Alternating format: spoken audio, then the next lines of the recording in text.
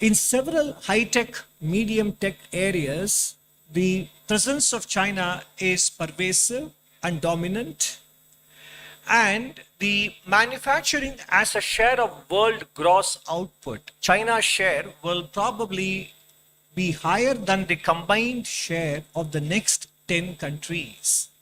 It gives them a lot of strategic levers and advantage in several areas, as we will see later in some other dimensions as well. This is an important development along with globalization in the last 40 years. And there is a huge presence of a single country, a phenomena that we have not seen in a very long time, at least since World War II.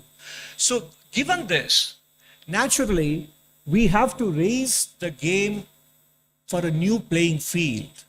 The playing field has changed, and the game has to be rely on domestic drivers of growth. Massive growth in retail participation in the Indian stock market is definitely a good thing. But also, when the market corrects, it could have implications for spending intentions and sentiment effect, etc. could be significant. And that is one risk we have kept in mind when we came up with the outlook between 6.3 and 6.8% for the real GDP growth. And as we always say, we will be very happy to be proven to be wrong and conservative if the final outcome turns out to be better than 6.8 as well. Inflationary pressures have come down, barring a few items. If you look at the left side, you see the core inflation, core food, consumer food price index, overall core inflation, and the CPI inflation. Core inflation is below 4%. Overall inflation is 5.2%, and the food price inflation index is close to about 8%. But if you remove specific items, then you can see that overall inflation trends are very subdued, and that is what the right side chart confirms for us. Headline inflation is 5%, but excluding tomatoes, onions, and potatoes is about 4%. Excluding pulse and vegetables is below 4% as well. We do specify the number of hours workers can work daily and weekly. Every country has it. But the problem is we have restriction that this shall be adhered to week after week after week, whereas other countries give flexibility to the enterprises to be able to achieve this over a longer period, 3 months or 6 months. Your overall working hours cannot exceed this. But in a given week, there could be more or less work depending on demand surges. So that flexibility is missing. The same thing with respect to Factories Act on overtime working hours as well. The stipulated overtime hours are lower than competing nations, even though the overtime wages are higher in India on paper. The hours that people can be asked to work overtime is limited. And this is something that the workers and the management can negotiate between themselves, depending on order flows and so on and so forth. Sometimes we all feel that technology eventually generates more jobs than it displaces. That is true. But the key word is eventually. What happens between now and eventually is critical. And that is where I think we need to create supporting institutions, enabling institutions to train them, to prepare them, and academic curriculums have to change, workplace practices have to change, etc.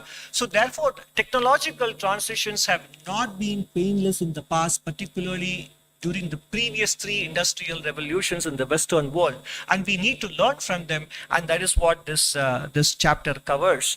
And the private sector therefore needs to weigh the benefits of artificial intelligence against the social cost, which may be subterranean in nature and which may surface over a longer period, eventually affecting the environment that is necessary for running businesses smoothly. Ultra processed foods. It is a 2.5 lakh crore business built on hyper palatability of food items. Misleading advertisements, celebrity endorsements, and missing and obscure labeling on packages targeting consumer behavior. Ultra processed foods are directly associated with exposure to cancer, respiratory, cardiovascular, and gastrointestinal health outcomes. And poor dietary intake, unfortunately, is also associated with adverse mental health. And most UPF brands target children and adolescents. Therefore, we need to arrive at a quick resolution on the issue pertaining to front of the pack labeling, which has been, happening in fits and starts in this country. And this is not just purely about consumer information and fair disclosure. It has got long-term implications for realizing our demographic dividend and productivity of our youth.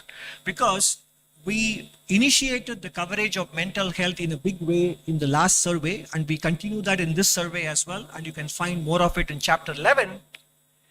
4 particular variables have a big implication for mental health. Those who rarely use smartphones, those who are close to their friends and relatives, and those who basically have social connect and physical activity and who consume healthy foods, they have a very high mental score. But if your consumption of ultra processed foods is frequent, and if your family closeness is not much, and nor do you have enough free time for yourself out in the open, and if you rarely exercise, then your mental well-being score is very low. It is not a theoretical construct, it is an empirical finding across the world, including in India. And lower mental health naturally has a direct correlation with the number of working days and overall productivity as well. So in general, workplace culture, private sector's attitude towards ultra-processed foods, prioritizing medium term over short term, all these considerations will eventually determine whether India's wanted demographic dividend actually materializes or not. And I think this is a very important issue. Rather than, apart from skilling and education, etc., this is not widely discussed, and we feel this is an important area where private sector can contribute a lot. A 13% change in global population behavior can reduce carbon emissions. For example, having the thermostat at 26 degrees or 27 degrees and having a small fan circulation will keep the room cool than keeping the thermostat at 20 degrees in summer, for example. Food waste reduction. Finishing food on a plate can save 90 kilograms of food waste per person annually, cutting down carbon emission and food loss.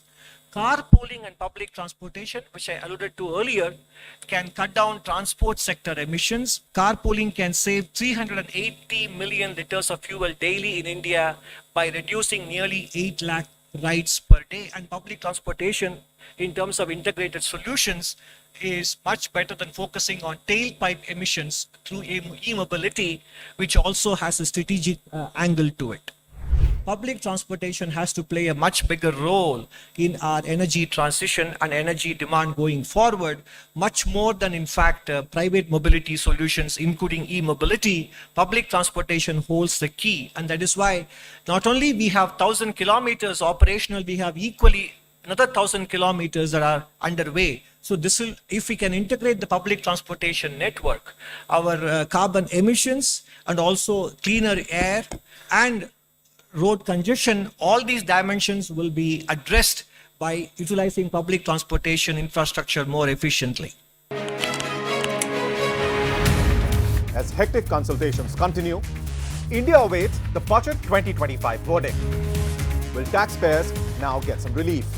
How will the Finance Minister push for more consumption? As India Inc. pushes for sector-based reforms, Centre weighs options to spur growth. Watch Finance Minister Sitharaman's 8th budget presentation, complete with live updates. Finance Ministry should have one uniform rate of tax. Carefully curated summaries, perspectives from top leaders, and tools to calculate how it impacts your pocket. On 1st February, stay tuned to Mint, your only destination for Budget 2025 coverage.